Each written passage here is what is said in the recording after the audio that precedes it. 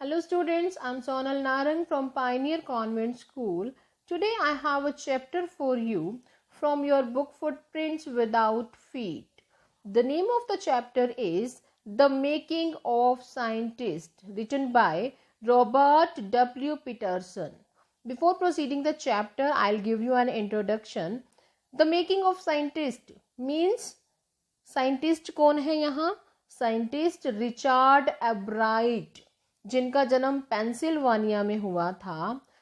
We will come to know about the childhood of Richard Ebright in this story. इस story में हमें पता चलेगा कि उनके चाइल्डहुड में उनका कोई कंपेनियन नहीं था, उनके साथ कोई भी खेलने वाला नहीं था, और कैसे कैसे वो बड़े हुए और कैसे वो एक साइंटिस्ट बन गए. इस चैप्टर में हमें रिचार्ड एब्राइट की क्वालिटीज़ के बारे में पता चलेगा जिसकी वजह से वो इतने अच्छे साइंटिस्ट बन गए. So with this background let's begin the chapter.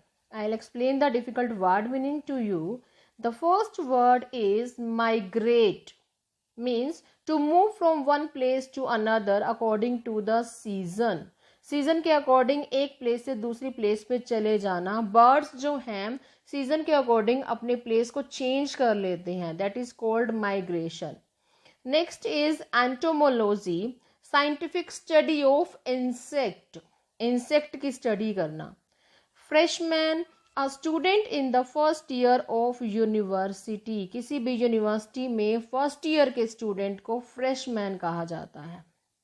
Next is curiosity, a strong desire to know something, किसी चीज को जानने की बहुत ज्यादा उत्सुकता होना. Last one is first rate, means the highest quality, बहुत ज्यादा हाई क्वालिटी की चीज को फर्स्ट रेट थिंग कहा जाता है. So these are the word meanings which have been used in this chapter. Now I am going to read the chapter. Listen to me carefully. At the age of 22, a former Scout of the Year excited the scientific world with a new theory on how cells work. Richard Ebright जो हैं 22 years के हैं. 22 years की as में उन्होंने एक theory develop की थी, how cells work. Cells means you all know that cells जो है हमारी बॉडी की सबसे स्मॉलेस्ट पार्ट है जो कि हर लिविंग ऑर्गेनिज्म में होता है. A former scout of the year, scout of the year means Richard Ebright जो है कॉलेज टाइम में एनसीसी की ट्रेनिंग लेते रहते थे, तो वो स्काउट ऑफ द ईयर थे, रह चुके थे, और एक न्यू थ्योरी को डेवलप कर रहे थे कि सेल्स जो है हमारी बॉडी में कैसे काम करते हैं. Richard H. Bright and his college roommate explained the theory in an article in the Proceedings of the National Academy of Science. Richard H. Bright और उनके कॉलेज के एक रूममेट ने एक आर्टिकल में इस थ्योरी को एक्सप्लेन किया था. किस मैगजीन में? Proceeding of the national academy of science में ये आर्टिकल पब्लिश हुआ था. It was the first time this important scientific journal had ever published the work of college students. ये फर्स्ट टाइम हुआ था कि इतनी इम्पोर्टेंट मैगजीन थी जिसमें उस जर्नल ने एक कॉलेज स्टूडेंट के वर्क को पब्लिश किया था. In sports that would be like making the big leagues at the age of 15 and hitting a home run your first time at bat. और ये ऐसे लग रहा था कि जैसे स्पोर्ट्स में एक मतलब कि होम रन कर दिया. होम रन मतलब बेसबॉल एक गेम है जिसके अंदर आप होम रन कर लेते हैं तो उसको हाईएस्ट माना जाता है. मींस कि जैसे आप क्रिकेट खेलते हैं, क्रिकेट में आप बोलते हैं 6 लग गया, तो वैसे ही बेसबॉल में बोला जाता है कि होम रन लगा दिया. तो 15 ईयर्स की एज में ये उनके लिए बहुत बड़ी अचीवमेंट थी कि कॉलेज स्टूडेंट के वर्क को एक उस जर्नल ने इतनी बड़ी मैगजीन में पब्लिश किया था. For Richard एब्राइट it was the first in a long string of achievements in science and other fields. Richard एब्राइट के लिए एक सीरीज थी अचीवमेंट्स की, साइंस में और दूसरी फील्ड्स में, कि लगातार सिलसिला चला हुआ था उनकी अचीवमेंट्स का. And it all started with butterflies, और इनकी जो अचीवमेंट स्टार्ट हुई थी वो किससे हुई थी? बटरफ्लाइज से. An only child, Ebright grew up north of Reading, Pennsylvania. एब्राइट जो थे इकलौते बेटे थे और नॉर्थ साइड में पेंसिल्वानिया की रीडिंग नाम के शहर में रहते थे। Reading name of the city, वहाँ रहते थे, वहीं बड़े हुए वो। There was not much I could do there he said, उन्होंने कहा कि वहाँ ज़्यादा कुछ नहीं था उनके लिए। I certainly could not play football or baseball with a team of one. मैं who is I here, I is Richard Ebright, he is saying that कि वो अकेले फुटबॉल बेसबॉल नहीं खेल सकते थे। But there was one thing I could do, एक चीज थी जो वो अकेले कर सकते थे, कलेक्ट थिंग्स। क्या थी वो? थिंग्स को कलेक्ट करना। वो थिंग्स को कलेक्ट करना कुछ भी हो सकता है, बहुत सारे बच्चे भी थिंग्स कलेक्ट करते हैं, जैसे कि कॉइन्स कलेक्ट करते हैं, टिकट्स कलेक्ट करते हैं, वो अपनी अपनी हैबिट होती है। तो रिचार्ड एब्राइट भी थिंग्स कलेक्ट करते थे। So he did and did he ever, और वो ऐसा ही करते रहते थे। बिगनिंग इन किंडर गार्डन, जब वो किंडर गार्डन में मीन जब वो केजी में थे तब उन्होंने ये स्टार्ट किया कलेक्शन करना थिंग्स का। एब्राइट collected butterflies with the same determination that has marked all his activities. उस सेम डिटर्मिनेशन के साथ एब्राइट ने बटरफ्लाइज को कलेक्ट करने का स्टार्ट किया जब वो केजी में थे। He also collected rocks, fossils and coins. वो रॉक्स, फॉसिल्स और कॉइन्स को भी कलेक्ट करते थे। He became an eager astronomer, वो एक बहुत अच्छे एस्ट्रोनोमर भी थे। Too sometime stargazing all night, वो पूरी पूरी रात स्टार्स को गेज करते रहते थे। गेज मतलब एकटक देखते रहते थे। From the first he had a driving curiosity along with a bright mind. Starting से ही वो एक बहुत क्यूरियोसिटी, बहुत ब्राइट माइंड वाले थे। He also had a mother who encouraged his interest in learning. उनकी मदर थी जो कि उन्हें एनकरेज करती रहती थी लर्निंग, नई नई चीजें लर्न करने के लिए। She took him on trips, वो उन्हें ट्रिप्स पर लेकर जाती थी। Bought him telescopes, microscopes, cameras, mounting materials and other equipment and help him in many other ways. और उन्होंने उसे telescopes, microscopes, cameras, mounting materials और दूसरे इक्विपमेंट जो भी इसकी हेल्प कर सकते थे किसी भी तरीके से, वो सब उन्होंने उसे खरीद कर दिए। I was his only companion until he started school, his mother said. अब उसकी मदर कहती हैं कि मैं अकेली ही उसकी कंपेनियन थी जब उसने स्कूल स्टार्ट किया। After that, उसके बाद I would bring home friends for him. फिर मैं उसके लिए, जब वो स्कूल जाने लगा तो फिर मैं उसके लिए फ्रेंड्स घर पर लाने लगी।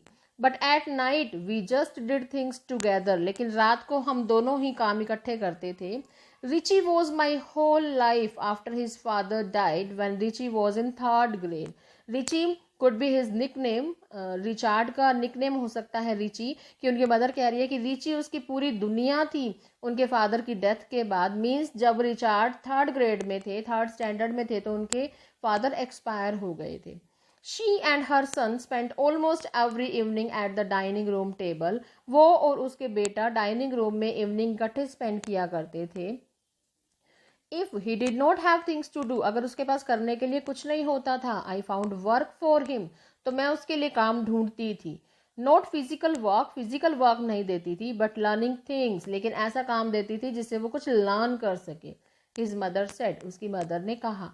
He liked it, उसे पसंद आता था ये सब कुछ। He wanted to learn, वो सीखना चाहता था। And learn he did, he earn top grades in school, और लर्निंग में उसका इतना इंटरेस्ट था कि वो स्कूल में टॉप ग्रेड में आता था। On everyday things he was just like other every other kid, और दूसरी चीज़ों में, डेली रूटीन की चीज़ों में वो दूसरे बच्चों की तरह नॉर्मल ही था, लेकिन लर्निंग में वो टॉप था। हिज मदर सेड, उसकी मदर कहती हैं, by the time he was in the 2nd grade, एब्राइट had collected all 25 species of butterflies found around his hometown.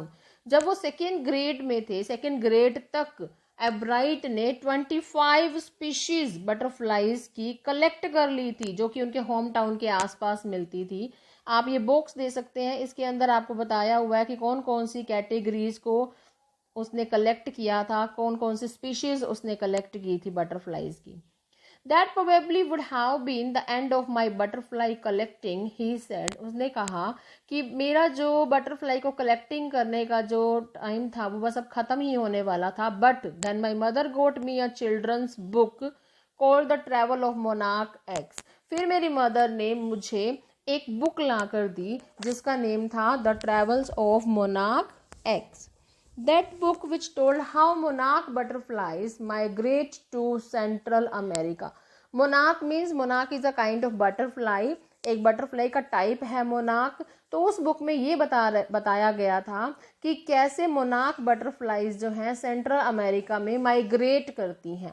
Open the world of science to the eager young collector. उस young collector जो कि चीज़ों को collect करता था, butterflies को collect करता था, रिचर्ड एब्राइट, उसके सामने मानो उस बुक ने पूरा साइंस का वर्ल्ड ही ओपन कर दिया था. At the end of the book, उस बुक के एंड में readers were invited to help study butterfly migrations. तो रीडर्स को हेल्प की जाती थी कि बटरफ्लाइज की माइग्रेशन को जानने के लिए. They were asked to tag butterflies for research by doctor Frederick Urquhart of the university of Toronto, Canada. तो कनाडा की टोरंटो एक शहर का नेम है, वहाँ की एक यूनिवर्सिटी थी, यूनिवर्सिटी ऑफ टोरंटो, और वहाँ पर एक रिसर्चर थे डॉक्टर फ्रेडरिक योगहार्ट. उन्होंने बटरफ्लाइज को टैग करने के लिए बोला था, एक रिसर्च के लिए. Ebright's mother wrote to doctor Urquhart and soon Ebright was attaching light adhesive tags to the wings of monarchs. Tag means एक स्टिकर लगा देना, कुछ किसी भी बटरफ्लाई को पकड़कर उस पर स्टिकर लगा देना, टैग लगा देना. तो एब्राइट ने भी ऐसा करना शुरू कर दिया. Anyone who found a tagged butterfly was asked to send the tag to doctor Urquhart. और उसमें कहा गया था कि अगर वो टैग लगी हुई बटरफ्लाई किसी को अगर वापस पकड़ी जाती है तो वो उस बटरफ्लाई को डॉक्टर योगहार्ट के पास भेज देगा. The butterfly collecting season around Reading last 6 weeks in late summer. Butterfly collecting का जो था एक सीजन हुआ करता था, 6 weeks में उसने ये सब कुछ, लेट समर में उसने ये कलेक्ट किया. If you are going to chase them one by one, अगर तुम एक एक करके उन्हें पकड़ने लगोगे, you won't catch very many, तो तुम ज़्यादा नहीं पकड़ पाओगे. So the next step for Ebright was to raise a flock of butterflies. तो ये जो था एब्राइट के लिए अब थोड़ा सा बोरिंग होने लग गया था कि वो बटरफ्लाइज को टैगिंग तो कर रहा है बट उसे टैग की हुई बटरफ्लाई वापस नहीं मिल रही थी, मतलब उसे पकड़ना बहुत मुश्किल हो रहा था. तो अब the next step for Ebright was to raise a flock of butterflies. अब उसने क्या स्टेप उठाया कि फ्लोक ऑफ बटरफ्लाइज के फ्लोक को, ये अब कलेक्टिव नाउन है आपका यहाँ, बटरफ्लाइज के ग्रुप को उसने रेज करना स्टार्ट किया, उन्हें बड़ा करना स्टार्ट किया. He would catch a female monarch. वो फीमेल मोनार्क को पकड़ता था, टेक हर एग्स, उनके एग्स को लेता था, and raise them in his basement through their life cycle. उनकी लाइफ साइकिल को जानने के लिए वो अपनी बेसमेंट में उनको कलेक्ट करके रखता था. From egg to caterpillar to pupa to adult butterfly. तो उसका लाइफ साइकिल क्या था कि पहले जो वो फीमेल मोनार्क थी वो एग ले करती थी, फिर कैटरपिलर बनता था, फिर उसका प्यूपा, और उससे फिर बटरफ्लाई डेवलप होती थी. Then he would tag the butterflies wings and let them go. और फिर उन बटरफ्लाइज को वो टैग करता था और फिर उन्हें छोड़ देता था. For several years, his basement was home to thousands of monarchs in different stages of development. कई सालों तक उसका बेसमेंट जो था मोनार्क बटरफ्लाइज का घर बना हुआ था, जहां पर उनकी डेवलपमेंट के स्टेजेस, अलग अलग स्टेजेस को देखता था वो. अब यहाँ पर आप देख सकते हैं कि कैसे उसने 6 weeks में कितनी बटरफ्लाइज को कैसे टैग किया और कैसे कलेक्ट किया. Eventually, I begin to lose interest in tagging butterflies. अब रिचार्ड एब्राइट का जो इंटरेस्ट है वो ख़त्म होने लग गया बटरफ्लाइज टैग करने में.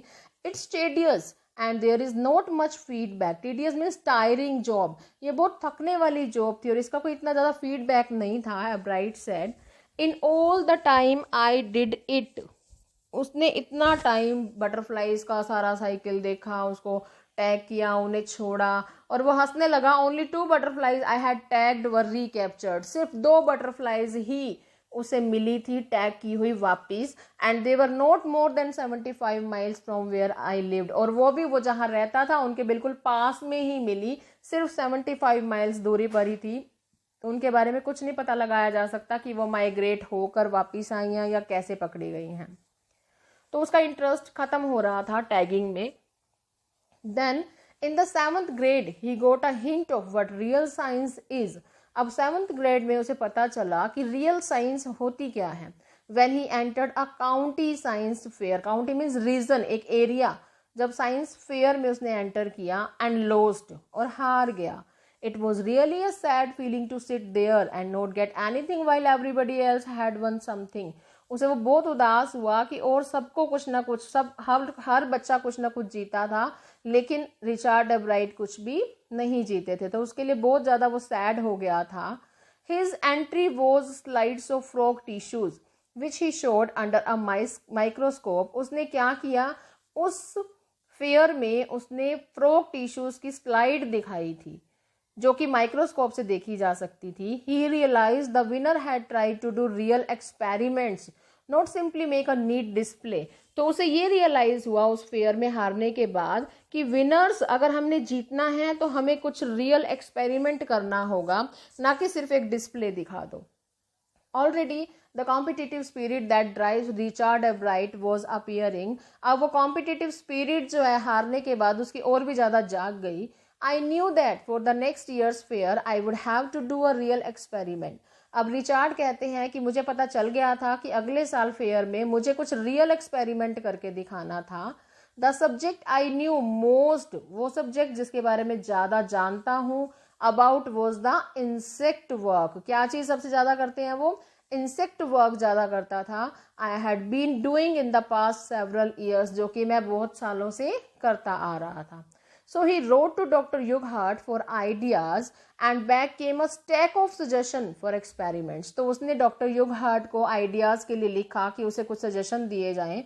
And back came a stack means a large number of suggestions for experiments. Experiment के लिए बहुत सारे सजेशंस डॉक्टर युगहार्ट ने उसे दिए. Those kept Ebright busy all through high school. High school में एब्राइट पूरा बिजी रहा उन आइडियाज़ को फॉलो करके, उन एक्सपेरिमेंट को करने के लिए.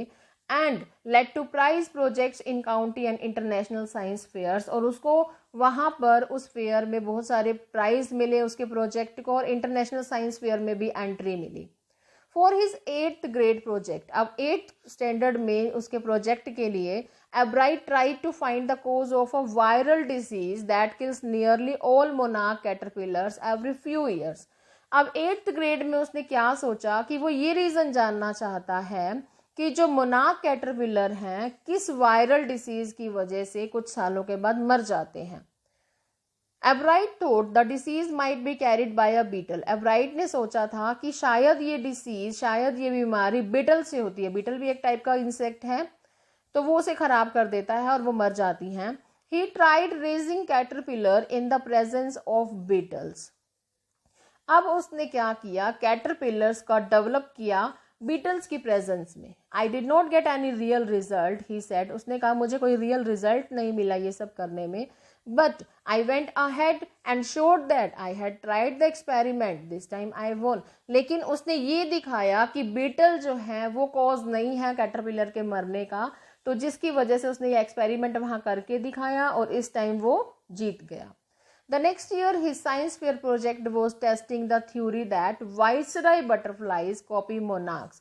अब नेक्स्ट ईयर साइंस फेयर में उसका क्या प्रोजेक्ट उसने दिखाना था कि जो वाइसराय बटरफ्लाई हैं वो मोनार्क बटरफ्लाई को कॉपी करती हैं. आप यहाँ पिक में देख सकते हैं कि ये दोनों बटरफ्लाई सेम लगती हैं, थोड़ा सा ही डिफरेंस है. The theory was that viceroys look like monarchs. क्या थ्योरी थी कि वाइसराय बटरफ्लाई मोनार्क बटरफ्लाई के जैसी दिखती हैं, because monarchs don't taste good to birds. Birds जो थे मोनार्क बटरफ्लाई को नहीं खाते थे. Viceroys on the other hand do taste good to birds, और बर्ड्स वाइसराय बटरफ्लाई को खा जाते थे क्योंकि वो उन्हें टेस्टी लगती थी. So the more they look like monarchs, इसीलिए वो मोनार्क बटरफ्लाई की तरह लगती थी, the less likely they are to become a birds dinner. तो उनसे बचने के लिए वो मोनार्क बटरफ्लाई की तरह बिहेव करती थी ताकि बर्ड्स को ये लगे कि वो मोनार्क बटरफ्लाई हैं, वाइसराय बटरफ्लाई नहीं हैं. तो इसीलिए वो मोनार्क बटरफ्लाई को कॉपी करती थी. Ebright's project was to see whether in fact birds would eat monarchs. अब एब्राइट का प्रोजेक्ट क्या था कि बर्ड जो थे वो मोनार्क को खाएंगे. He found that a starling would not eat ordinary bird food.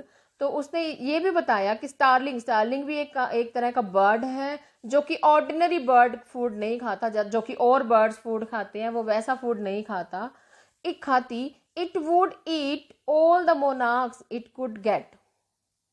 अगर उसे मिल जाए तो वो सारी मोनार्क्स खा जाएगी. Ebright said later research by other people showed that viceroys probably do copy the monarch. और एब्राइट बाद में ये बताता है रिसर्च करके कि जो वाइसराय बटरफ्लाई हैं मोनार्क बटरफ्लाई को मोस्टली कॉपी करती हैं.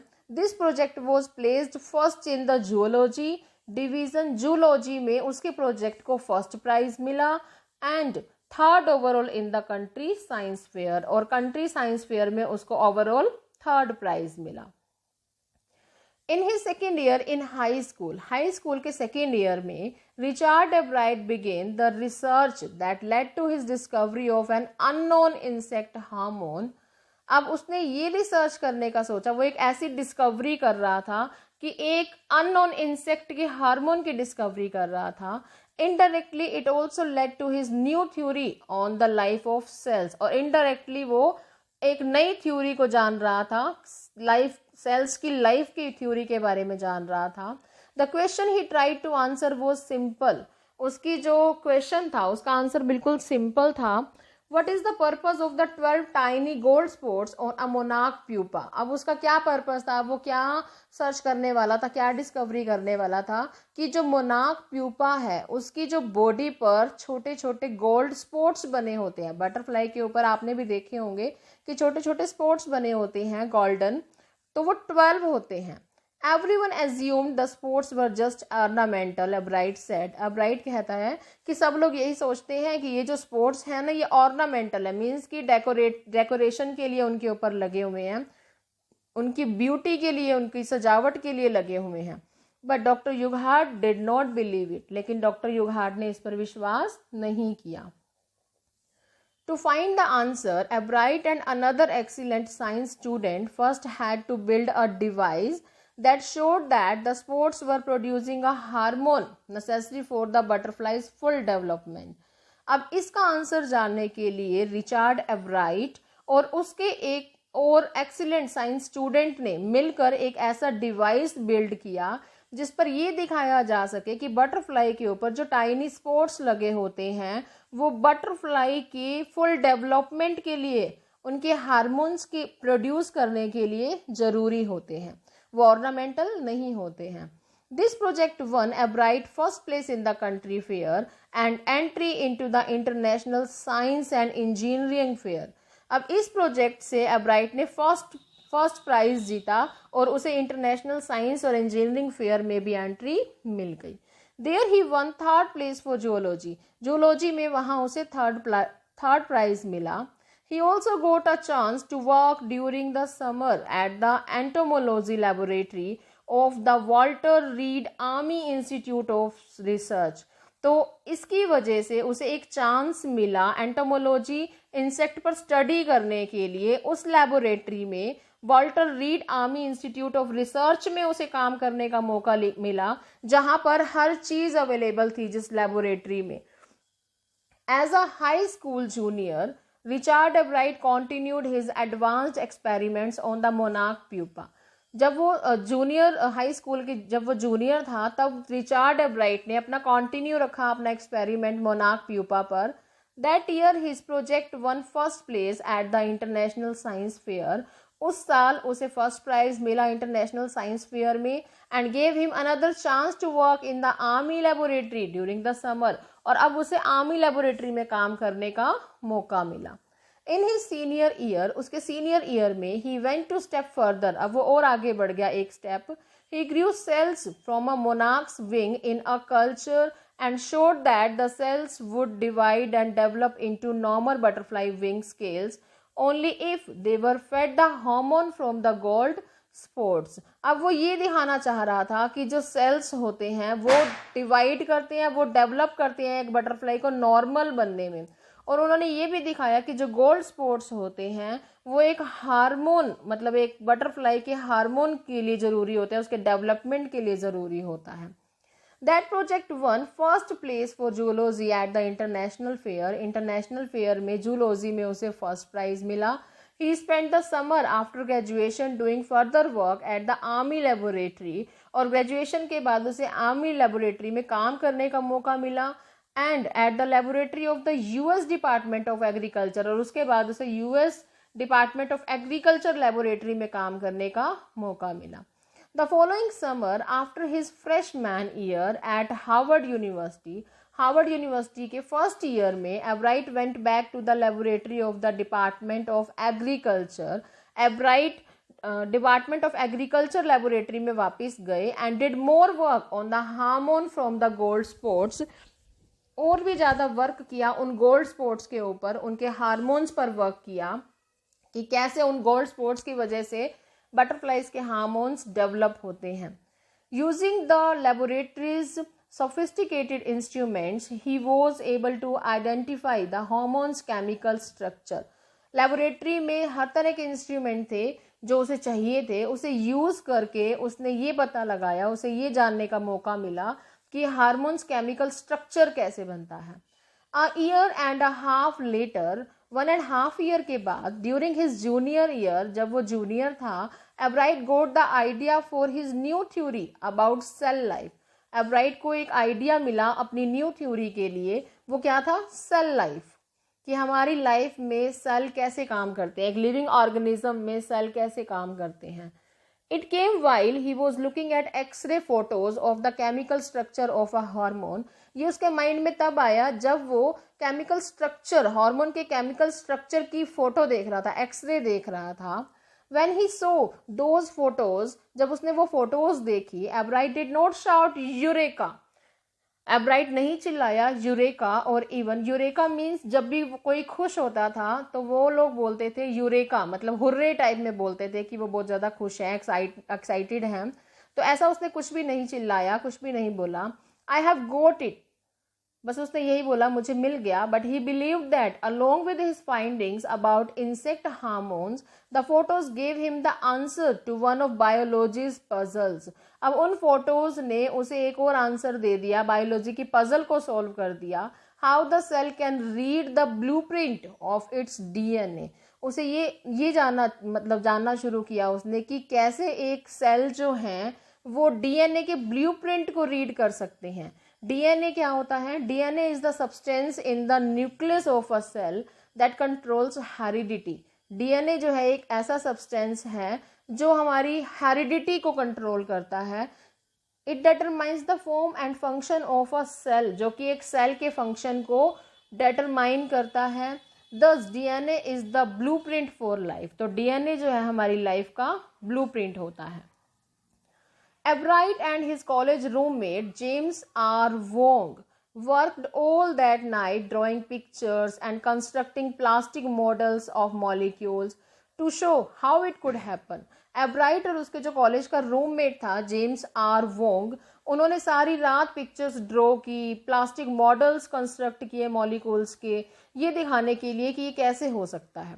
Together they later wrote the paper that explained the theory. फिर उन्होंने इकट्ठे मिलकर एक पेपर पर उस थ्योरी को एक्सप्लेन किया.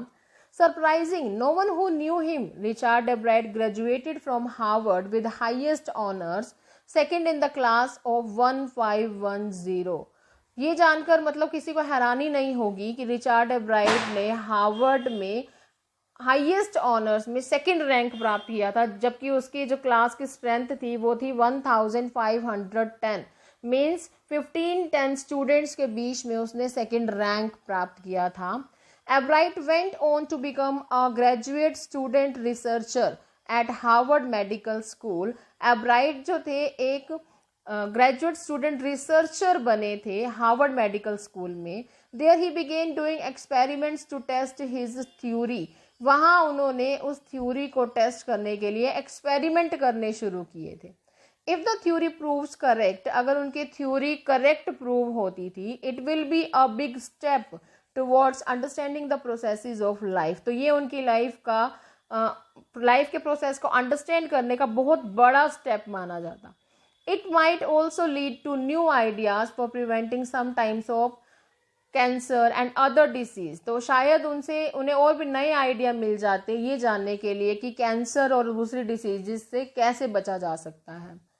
All of this is possible because of एब्राइट scientific curiosity. ये सब पॉसिबल कैसे हुआ? एब्राइट की साइंटिफिक क्यूरियोसिटी की वजह से, उसके स्ट्रॉन्ग डिजायर की वजह से।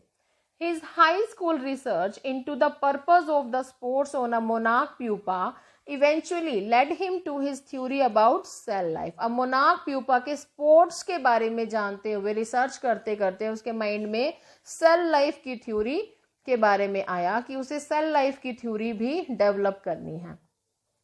Richard Ebright has been interested in science since he first began collecting butterflies. Richard Ebright जो थे साइंस में बहुत ज़्यादा इंटरेस्ट था उनका जब से उन्होंने बटरफ्लाइज कलेक्ट करना शुरू किया। But not so deeply that he has no time for other interest, लेकिन ऐसा नहीं है कि उनके पास टाइम नहीं था दूसरे इंटरेस्ट को के लिए। Ebright also became a champion debater and public speaker and a good canoeist and all round outdoor person. एब्राइट जो हैं एक अच्छे डिबेटर रह चुके हैं, पब्लिक स्पीकर हैं, एक बहुत अच्छे कैनोइस्ट हैं। He is also an expert photographer, और एक एक्सपर्ट फोटोग्राफर भी हैं। Particularly of nature and scientific exhibits, particularly nature और साइंटिफिक एग्जीबिशंस की फोटोग्राफी का उन्हें बहुत शौक था। इन high school Richard एब्राइट was a straight a student. High school में रिचार्ड जो थे बहुत टॉप के स्टूडेंट थे, स्टडी में बहुत अच्छे थे। Because learning was easy, he turned a lot of his energy towards the debating and model United Nation clubs. उनके लिए लर्निंग बहुत ईजी थी, वो बहुत इंटरेस्ट रखते थे लर्निंग में, और उन्होंने अपनी पूरी एनर्जी डिबेटिंग और मॉडल यूनाइटेड नेशन क्लब्स की डिबेटिंग में भी लगा दी थी। He also found someone to admire, Richard A. Wearer, his social studies teacher. उनकी लाइफ में थे जिन्हें वो बहुत पसंद करते थे, जिनकी वो बहुत प्रशंसा करते थे, मिस्टर वियरर, जो कि उनके सोशल साइंस के टीचर थे।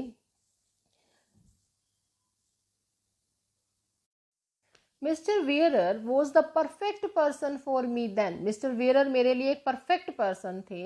He open my mind to new ideas, Ebright said. Ebright कहते हैं कि वो मुझे बहुत नए नए आइडियाज देते थे।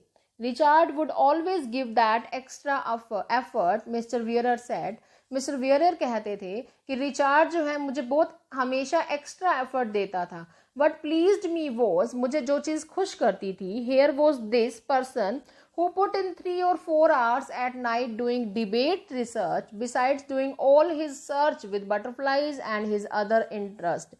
कि जो चीज़ मुझे अच्छी लगती थी वो ये थी कि 3 से 4 घंटे रात को वो डिबेट पर रिसर्च करता था और साथ साथ अपनी बटरफ्लाइज के रिसर्च और अपने अदर इंटरेस्ट को भी साथ साथ फॉलो करता था। Richard was competitive, mister Weiherer continued. Mister Weiherer ने कहा कि रिचर्ड जो था बहुत कॉम्पिटिटिव था, but not in a bad sense, लेकिन बैड सेंस में कॉम्पिटिशन में नहीं आता था वो। He explained, Richard was not interested in winning for winning sake for or winning to get a prize. Richard जो था उसे इंटरेस्ट इस चीज में नहीं था कि वो जीतेगा, जीतने के लिए नहीं जीतता था वो, कोई प्राइज लेने के लिए नहीं जीतता था वो, रादर ही वॉज विनिंग, वो इसीलिए जीतता था because he wanted to do the best job he could, क्योंकि वो जितना कर सकता था उतना अपना बेस्ट देना चाहता था। फॉर द राइट रीजन, अच्छे रीजन्स के लिए, he wants to be the best, वो एक अच्छा बनना चाहता था, बेस्ट बनना चाहता था। And that is one of the ingredients in the making of a scientist. तो ये सब हैं, ये सब इंग्रेडिएंट्स हैं जिसने उसे एक अच्छा साइंटिस्ट बना दिया। तो क्या क्या है वो? Start with a first rate mind, high quality का माइंड, एड क्यूरियोसिटी, एक स्ट्रॉन्ग डिजायर किसी चीज को जानने की, and mix in the will to win, और जीतने की, उन सबको मिक्स करके जीतने की विल, जीतने की इच्छा, फॉर द राइट रीजन, अच्छे रीजन के लिए। तो ये सब इंग्रेडिएंट्स थे जिसने उसे एक साइंटिस्ट बना दिया। Ebright has these qualities, Ebright में ये सब क्वालिटीज थी। From the time the book the travel of monarch X open the world of science to him, तो the travel of monarch X जो उसकी मदर ने उसे बाय करके दी थी उसके बचपन में, इस बुक ने उसके लिए एक साइंस का वर्ल्ड खोल के रख दिया था। Richard एब्राइट has never lost his scientific curiosity, और रिचार्ड एब्राइट इसी बुक की वजह से अपनी साइंटिफिक क्यूरियोसिटी को उसने ख़त्म नहीं होने दिया, कम नहीं होने दिया। इसी बुक ने ही उसे और क्यूरियस बनाया, और वो उसने ऐसे ऐसे एक्सपेरिमेंट किए कि वो हर फेयर में फर्स्ट, सेकंड, थर्ड प्राइज लेता रहा और इतना अच्छा साइंटिस्ट बन गया। So that's all for today. Okay, have a nice day.